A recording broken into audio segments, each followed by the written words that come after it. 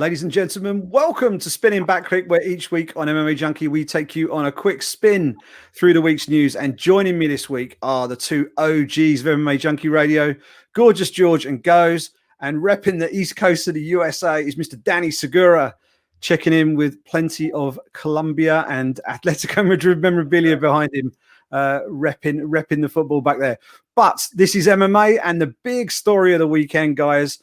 We can't go anywhere without talking about the big story of UFC 254 Saturday night. Khabib Nurmagomedov announcing his immediate retirement after his victory over Justin Gaethje on Fight Island in Abu Dhabi.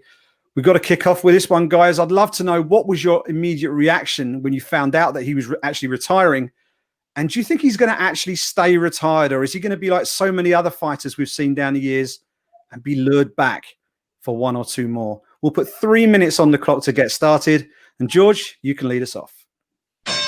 You know, it's as simple as this, guys. I was shocked, but then I wasn't. Because as soon as he started to take off the gloves, I knew what was coming. It kind of reminded me of what we went through with Henry Cejudo. Had Henry not done that, then maybe I'd be like, what's he doing, you know?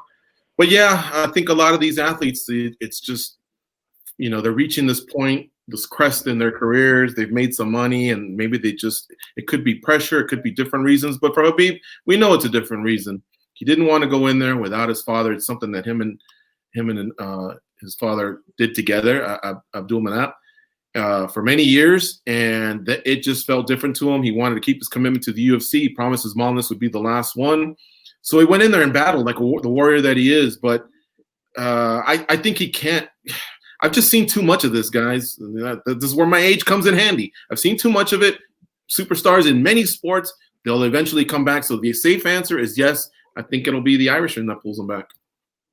Yeah, I mean, he's managed by Ali Abdelaziz, and one of his other clients goes, Henry Cejudo, retired recently. He sounded very genuine at the time. He's making a lot of noises about coming back as well. Do we think we're going to start to see noises like that from Khabib, or is he really done?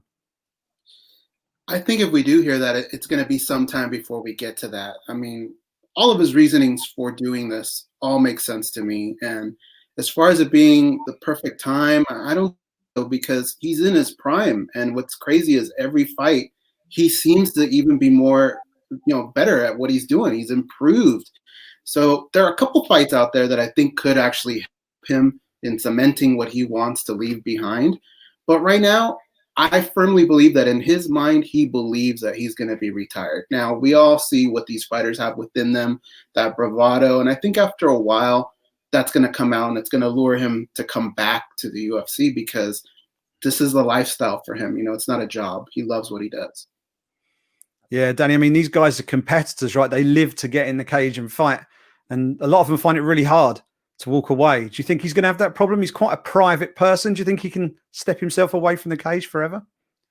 I don't have as much time as covering mixed martial arts as George and Goes, but if you just stick around for 1 year, you'll see many people retire and then eventually come back. So I actually, distrust MMA retirement, so I can't say for certain that he will stay retired. But I will say that Khabib just seems to be a different fighter.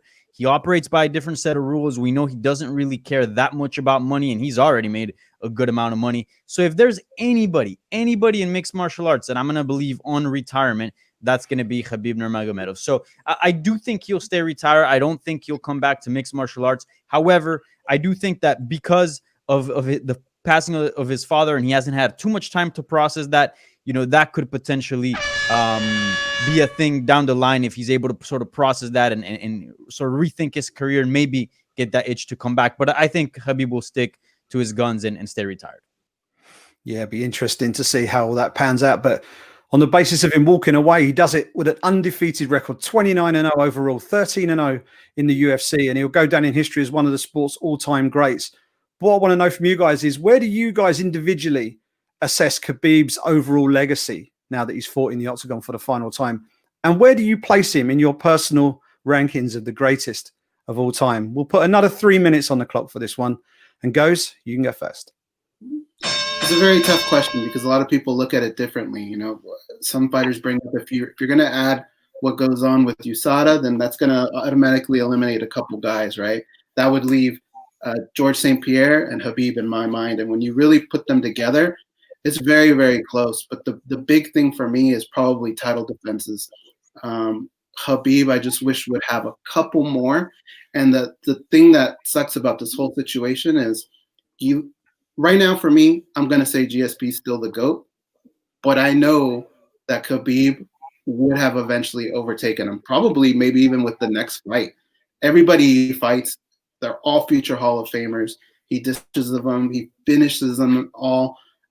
It's very hard to argue. I'm not saying anybody's wrong or right. It's very close, but to me, I think he fell just a little bit short.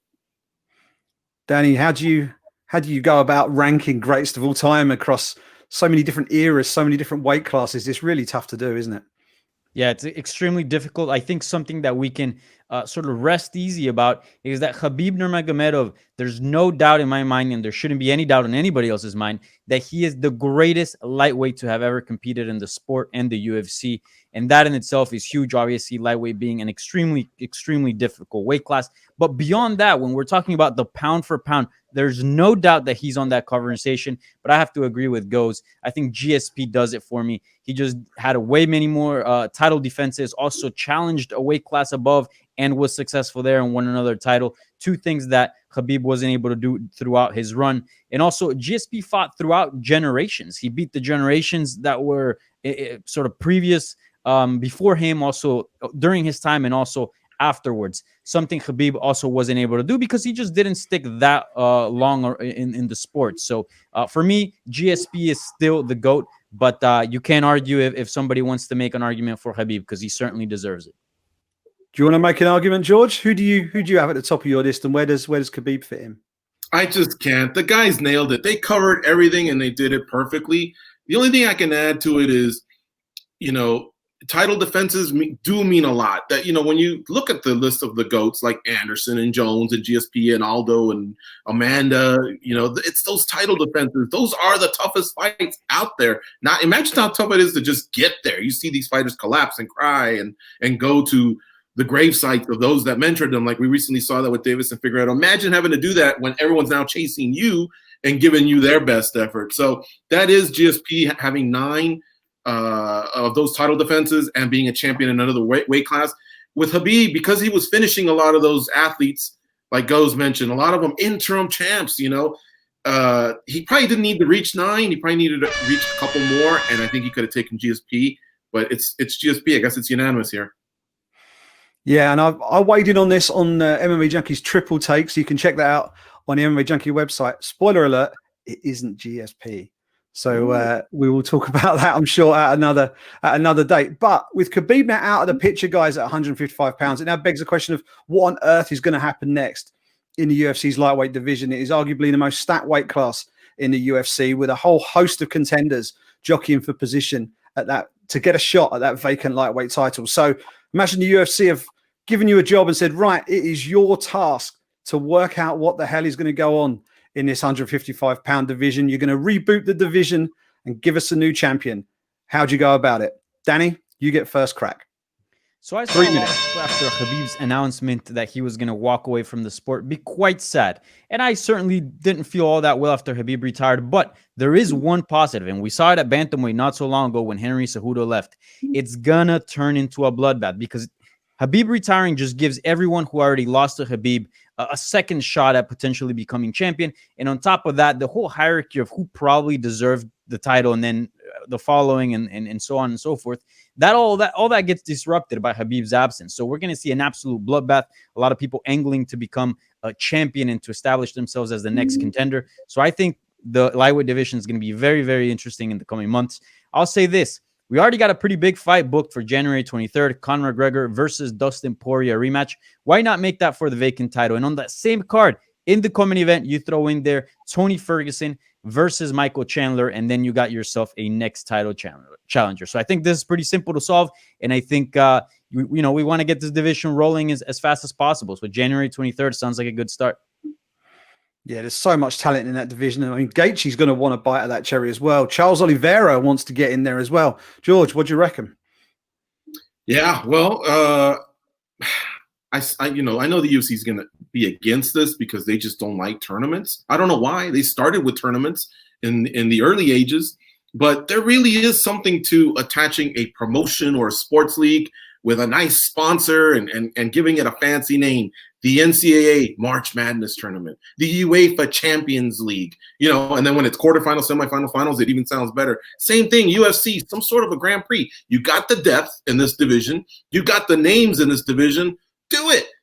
16, 8, 12 with a bye, 8, 4, whatever it is, but do something like that. Give the fans something fresh in this pandemic era, something that's different. We're not saying do it going forward, just do it this time. And those names that were mentioned already, throw in Dan Hooker, throw in Gaethje, throw in Islam Makhachev. There's a lot of them. I'm telling you, can go really deep on this one. 16-man tournament, be still my beating heart. That would be incredible. Goes, how would you deal with all this? I love your thinking, Georgie. And here's the thing. I did all the work for them. If you did do a tournament, hey, let's just use your own rankings, UFC. That would mean Justin Gaethje is the #1 seed. And look, we can't leave Michael Chandler out. Let's just make him the #8 seed. He matches up against Michael Chandler. Dustin Poirier would be your #2 seed. He would match up against Paul Felder. Tony Ferguson, #3, would face Charles Oliveira at #6. And Conor McGregor and Dan Hooker, 4 and 5. These are 4 matchups we haven't seen. This would be great. Now is the time to like this. We see MLB, NBA, they all kind of move things around in their organizations, and nobody complained. People loved it. It was fresh. Now's the time to do something like this. Bring the tournaments back.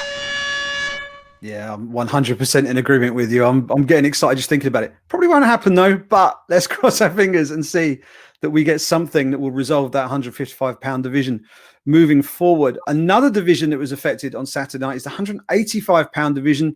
Israel Adesanya would have been a really interested spectator this past weekend as Robert Whittaker beat the man who the Stylebender hyped as the next contender, Jared Cannonier, in the co-main event Saturday night. Adesanya had promised Cannonier a shot at the belt if he won impressively, but Whittaker won. So what's Adesanya's next move now? Does he go for the rematch? Does he target the 205-pound title? Or is now the time to really get after that John Jones matchup? We'll put 2 minutes on the clock, so we'll keep it nice and snappy. George, you can lead us off.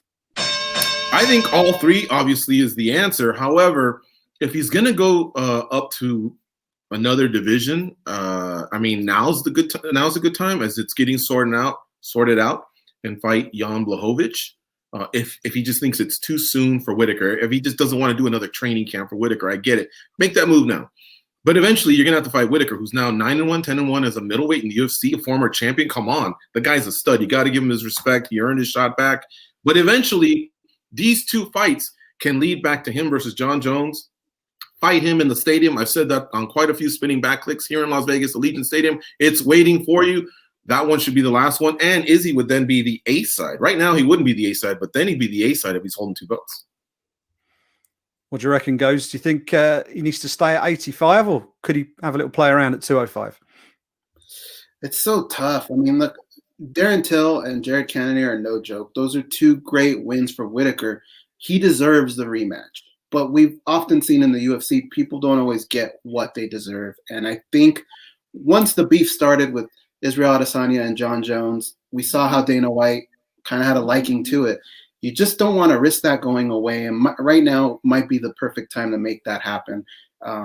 Granted, there's no fans, but it's still going to be very, very big. And I think it's a good fight. It's one that people want to see. So I would say maybe lean that way. What do you reckon, Danny? You got about 30 seconds left, my friend. I want to see John Jones and Israel Adesanya fight, but I want to see a champion versus champion function. Obviously, John Jones is currently without a belt because he plans a move up to the heavyweight division. So let him go up to a weight class and test his luck there. Jan Blachowicz at 205 just won the belt, so I'd like to see him log in a few title defenses before we start talking about super fights. In my opinion, stay at 185. Robert Whittaker 100% deserves the rematch. He put in the work. Plus, you can say you defeated a not-so-motivated Robert Whittaker and also a very happy and motivated Robert Whittaker. And that adds a lot, obviously, as we've seen 2 different versions of Robert Whittaker upon his return here with Till and now Cannonier. So I'm all for that rematch, and I'm all for Israel Adesanya to stick around at 185 pounds. Yeah, I mean, I think if the John Jones fight is going to happen, now might be the time to do it because he hasn't bulked up for heavyweight yet.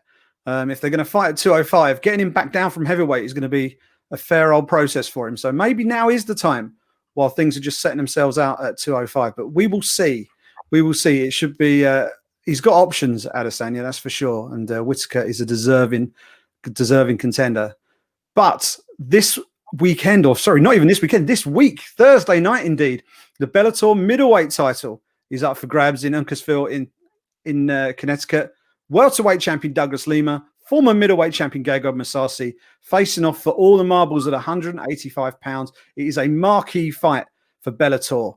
But rather than ask you who you think is going to win on Thursday night, I want you to put your promoter's hat on and try and work out which winner will be best for business moving forward for Bellator MMA. Let us know who and let us know why. We'll put 2 more minutes on the clock for this one. Goes, you can go first. Well, one of the things that I like when I walk into a Bellator event is looking up and seeing those championship banners. And right now, with Champ and just vacancies, there's only a few of them up there.